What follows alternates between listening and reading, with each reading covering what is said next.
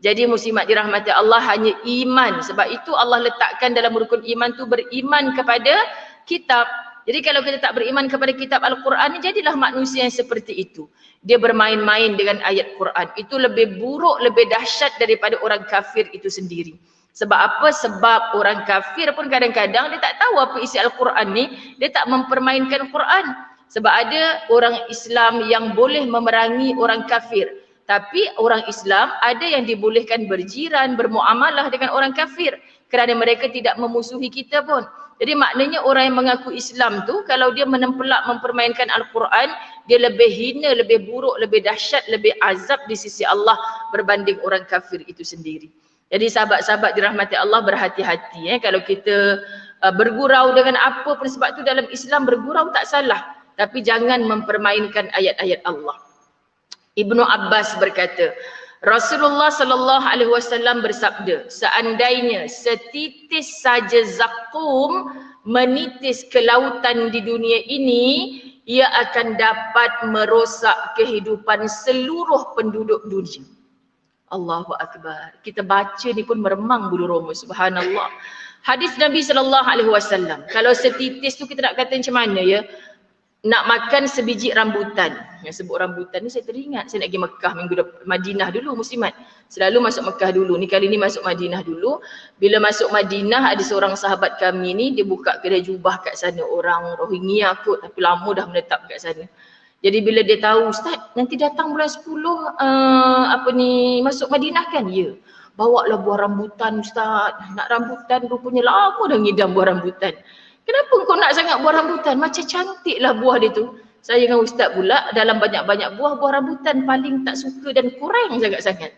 Dulu ingat lagi masa mula-mula kahwin, mak duduk dekat rumah kerajaan negeri dekat Penang tu kan. Rumah kerajaan lah. Lepas tu dah pencen kena keluar. Jadi rumah lama-lama zaman orang putih dulu kan dekat dengan masjid negeri tu. Jadi ada tanah luas depan tu macam rumah kampung walaupun macam duduk di bandar. So ada 2 pokok rambutan. Jadi kita ni orang KL, bila tahu menantu dia nak balik, berguni-guni bawakan. Aku bukan suka kalau durian, tak apalah juga. Tapi dah mak mentua bersusah payah kan. Bawa je lah dengan kereta bersemut-semut. Jadi balik tak sabar-sabar nak bagi.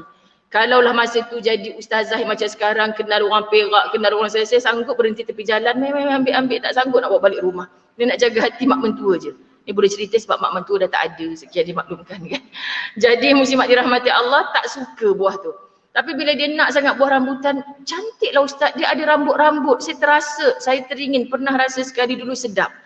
Kan dia ada air, muslimat dirahmati Allah. Jadi kalau setitis, bila saya baca hadis ni, kita kalau nak makan buah rambutan tu agaknya kan terpercik daripada yang kita gigit tu. Setitis tu jatuh ke bumi merosakkan kehidupan seluruh penduduk dunia. Kita kata, ya Allah, macam mana dahsyatnya tu. Sebab tu para ulama kata engkau ceritalah macam COVID ke, macam buah rambutan ke. Itu gambaran yang kita biasa tengok kat dunia. Tapi sebenarnya dia lebih dahsyat lagi, ya Allah. Jangan coba-coba akan isi neraka tu. Menunya, makanannya. Sedangkan orang sekarang boleh buat lawak macam tu saja. Alah, setakat macam makan buah berduri tu. Kesian sebab dia tak faham. Jadi orang yang faham ni, saya tak tahu orang lain meremang-remang menggigil-gigil tubuh nak sebut ni.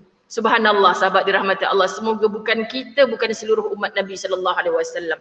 Bayangkan bagaimana jika menjadi makanan seseorang. Bagaimana ia menjadi makanan seseorang. Sedangkan setitis dicampak ke bumi, seluruh kehidupan penduduk dunia ni akan rosak.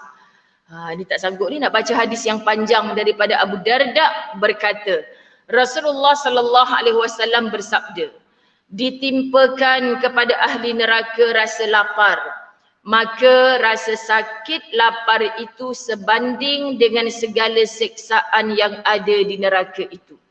Maknanya kat sini lapar masih boleh pegang-pegang perut lagi. Lapar muslimat tak ada benda yang kita suka nak makan, telan aje dah nak lapik perut. Kan masih ada lagi. Lapar, kita tulis je kat Facebook sekarang, aku kelaparan. Ada orang nak hadiah makanan. Kan dulu-dulu masa PKP dah kehilangan kerja, angkat bendera putih. Ada orang hantar beras. Kan muslimat dirahmati Allah. Jadi sekarang di mana? Adik saya yang jaga tahfiz kertih tu, dia masuk dalam family group semalam. Tolong, di kertih krisis beras. Kan muslimat. Kelakar pula nak dengarnya.